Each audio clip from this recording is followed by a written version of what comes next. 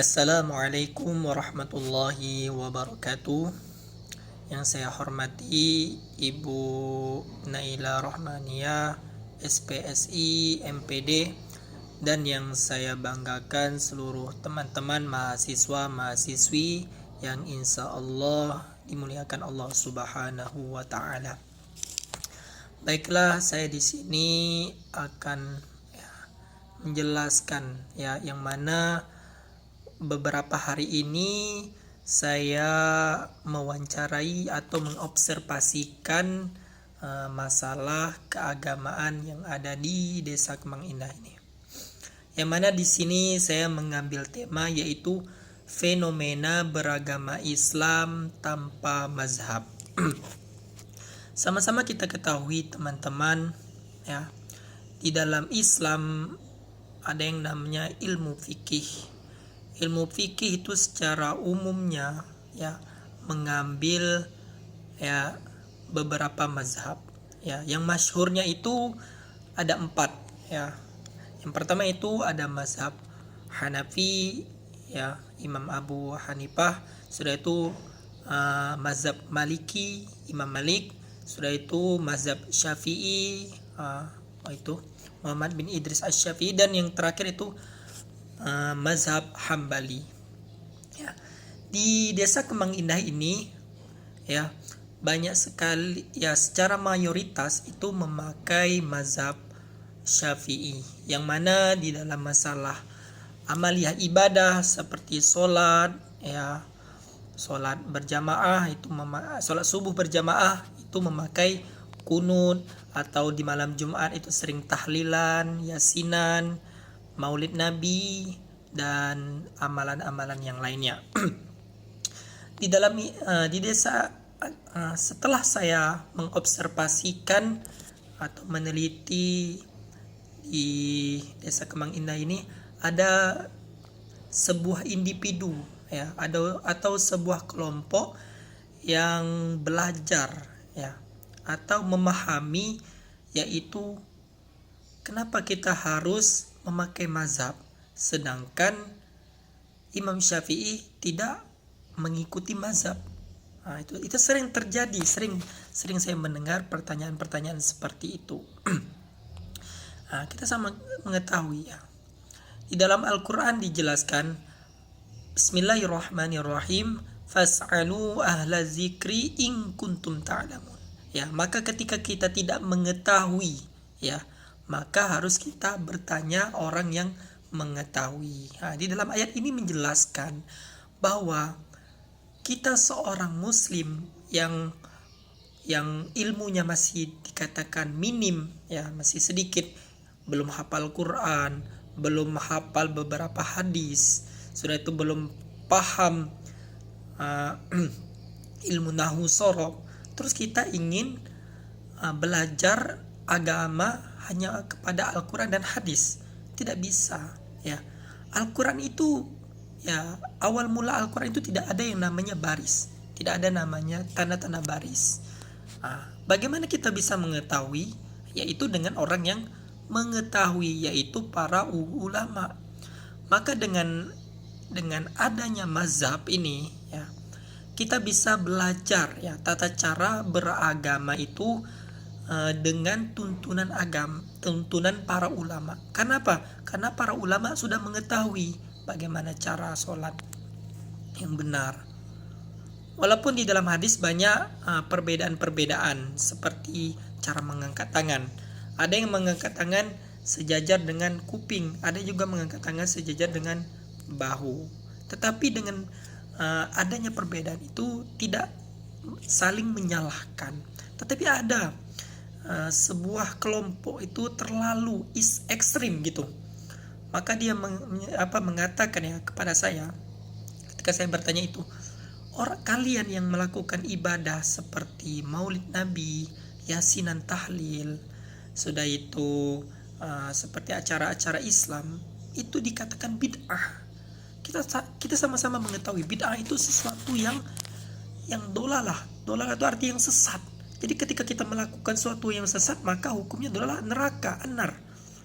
Jadi dengan secara tidak langsung mereka mengatakan ajaran yang telah dilakukan para ulama terdahulu itu ya sesat. Sedangkan para ulama ya tidak akan melakukan ibadah tanpa adanya dalil. Tetapi ada, memang di dalam Al-Quran tidak dijelaskan harus yasinan, harus maulid Nabi. Tetapi di dalam kaidah ya, kaidah Islam itu harus kita ada beberapa kaidah, yaitu pertama Al-Quran, suatu as-sunnah atau hadis, yaitu sudah itu ijma, sudah itu qiyas. Jadi memang di dalam di dalam ketika maulid Nabi tidak pernah dikatakan kita harus melakukan maulid Nabi, tidak pernah mengajarkan. Hai para ulama itu misalnya, hai para manusia, misalnya Nabi berkata gitu kan, maulidlah Nabi, lakukanlah amalan ibadah ini.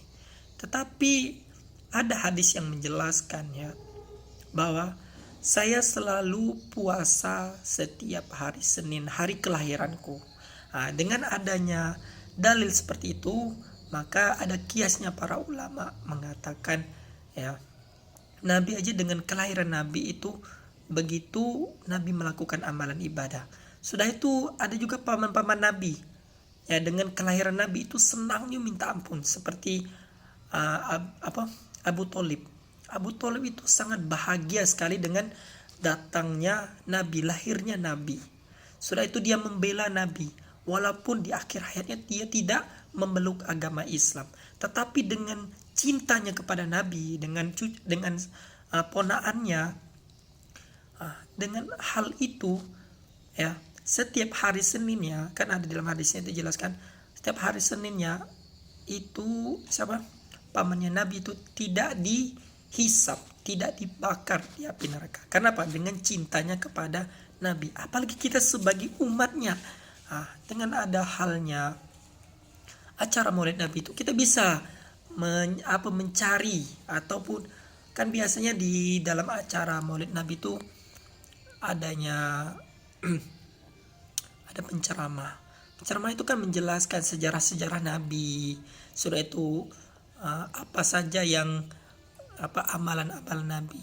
Sudah itu membaca sholawat, yang mana dengan hal itu kan termasuk tuntunan Islam.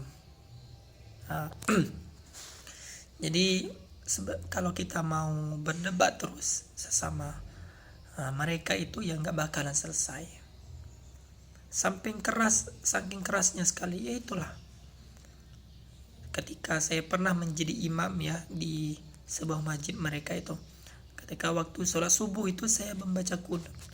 Ketika selesai itu ada para satu ya, bisa dikatakan tokoh agama mereka, tokoh agama lah yang paham. Mereka langsung menceramahi saya, selalu mengatakan saya bahwa qunut itu tidak pernah dikerjakan oleh Nabi. Memang ada hadisnya, tapi hadisnya tidak sahih. Ya, tapi kita sebagai mazhab Syafi'i itu menganut yang namanya qunut, baca doa qunut, kan ada juga hadisnya. Itu. Tapi dengan adanya hal-hal perbedaan ini, maka kita jangan sampai yang namanya itu memecahkan agama. Walaupun kita memiliki perbedaan pandangan ya terhadap amalan, terhadap ajaran syariah ya, tetapi kita selalu rukun dalam beragama.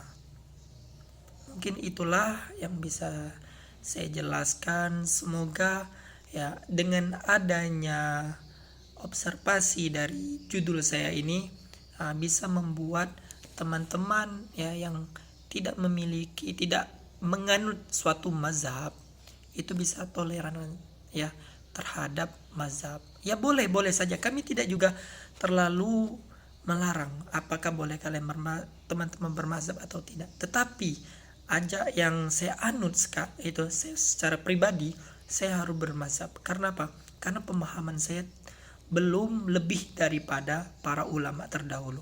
Kecuali pemahaman saya udah paham, hafal Quran 30 juz, hadis sudah jutaan hadis sudah paham, atau ilmu mantik saya udah paham, nahu sorob ya udah khatam, udah paham nian seperti Al-Fatihah, itu boleh saja. Ya itu. Mungkin adanya kurang lebihnya mohon maaf. Wallahul muwaffiq ila aqwamit thoriq. Assalamualaikum warahmatullahi wabarakatuh.